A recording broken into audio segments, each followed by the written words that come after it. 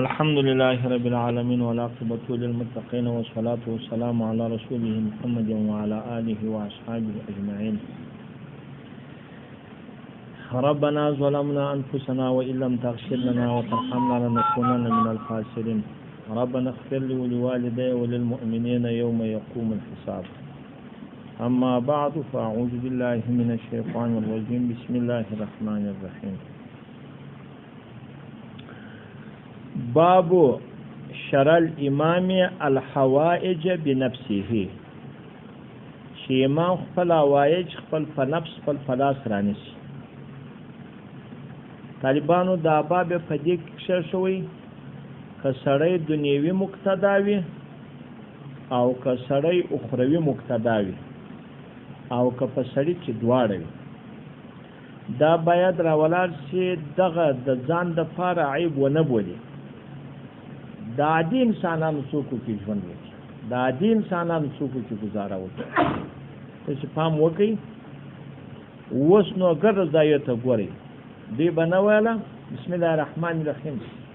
ما لهذا الرسول یاکل الطعام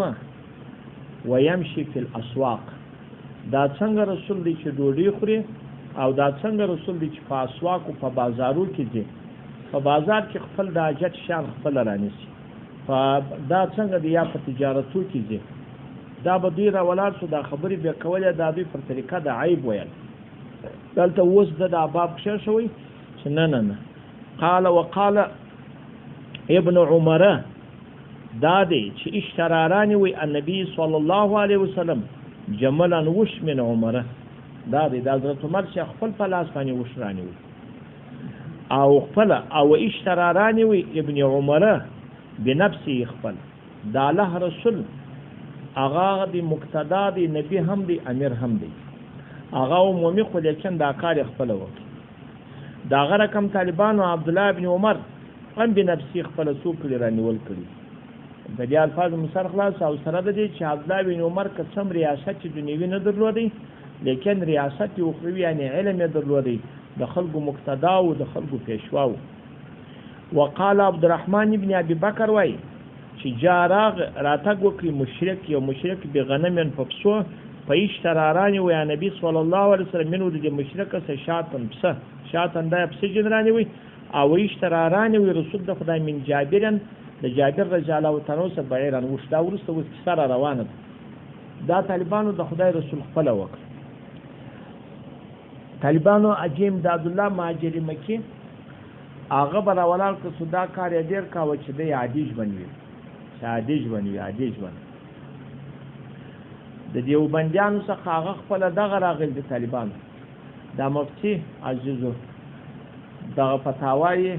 دارالعلوم دیوبند د پنامه د مفتی عبدالرحمن صاحب دا د پنامه ده. تاسو دې ځای ته پام وکړئ، طالبانو د مفتی او مفتی اعظم د دیوبند هغه یو ډیر ادیب انسان هم تیر شوی دی. خود به وای په کلی کې ځاغ کاوه، دونه مقتدا دی په کلی کې به ځاغ کاوه، که څوک نه لري سپنسرې وي عاجز وي نو ما روپۍ درا کې زه شانو تړه مرشي چې غواړي وای دی به ولاړې دا خواته به شان راوړله او ګا وخت په دې چې پېښ شول چې هغه بوتل دا شی مې نه دی خوښ سم دی نه راوړي د بوتل پروا نه کوي زیاتر تورم بدلول. دا عادیج به حاکم الامت هغه اشرف علي تانوي تاسو باور وکړئ چې هغه چې سړی د ګرد کړو ته وګوري داسې کار نشته چې دی پکې مقتدا نه و. هغه په فقه کې دی مقتدا و، په حدیثو کې دی مقتدا و، د داسې کارنامه کړې ده چې دا حدیث هغه د اله سنن د تر هغه دغه کړنې لاندې و، د تر طریقې و، د تر هدایت لاندې لیکل شوي دي. دا د محدثتوب خپل یو داسې علامه ده چې سړی ورته حیرانېږي. هغه یو ډېر نادر غټ کار دی او په فقه کې خوا دې بیخي ډېرې فتاوایي، بلکې په هر شي کې چې د یو شی راواخلي، هغه که په حکمت کې وي، هغه که په کیمیا کې وي، هغه که په تصرف کې وي، هغه که په تعویضات کې وي، هغه که په هر شي کې وي، که په جبر و مقابله چې یو شی په هغه کې د کتاب لیکلی او دغسې پیر هم و. هغه راولاړ شو چې شپږ میاشتې ده په مکه مکرمه کې د حاجي امداد الله مهاجري مکي سره تیر کړی. دا خاصه چراغ در سره توجه اتحادی و هغه توجه څوک وګر سره اتحادي و خلکو الفرق د چا سره نشته هغه د اجمداد الله ماجر مکی هغه خپل خانقاه ورته تسلیم کړه دغه انسان و منګر دې چند داسې کول دا او داس په کوټه کې تازه کاوه خو خلکو ته بیا دا وایي چې ماته به بدنۍ نه راډکوي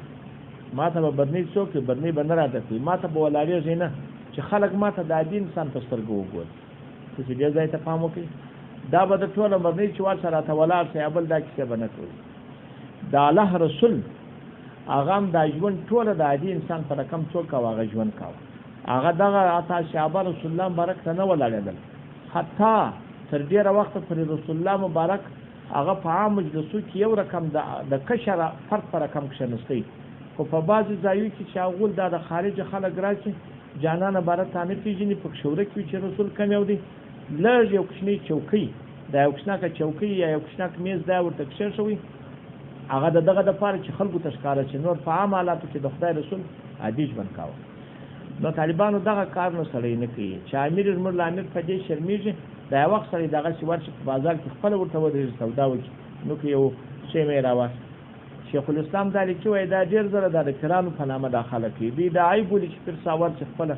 نو چې پیر صاحب څه دغه خلکو ته طریقه د رسول الله ورښیه او که څنګه د الله رسول دې په قرآن عظیم شان کې چې مشرکانو اعتراض پر کاوه خو دغه یې کول چې په بازار کې ګرځي په بازار کې نو رسول الله څه کول د شو دپاره خو نه دی د نبي علیه السلام دغه دپاره دی چې هغه یو سودا وکړي یو شی وکړي نو دا ته ولې دا کار نه کوي خو صرف به دغه ته وایي چې د رسول الله سنت پر ځای کوي د رسول الله طریقه مختاره وي د رسول الله په رقم دغه طالبان ورته ګوري ډېر خوندور شو چې دا که غټ امیر دی که مقتدا عطا علما هر څوک چې دی دی به یو وخت پلم شي داسې نه دی چې ګرد عمر رسول د خدای هم په واسطه د نورو سوداوي کول خدا نه دی چې په هغه د سړی نه کوي په وکالت کې نه کوي یا خدا معنی چې دغه ځانګړی سره غټ مه بولي چې ورسره دا سودا سره دا شیانو سره څوک یې څه بد درته معلومېږي دغه طالبان ورته ګوري دا دغه دپاره درته وویل نو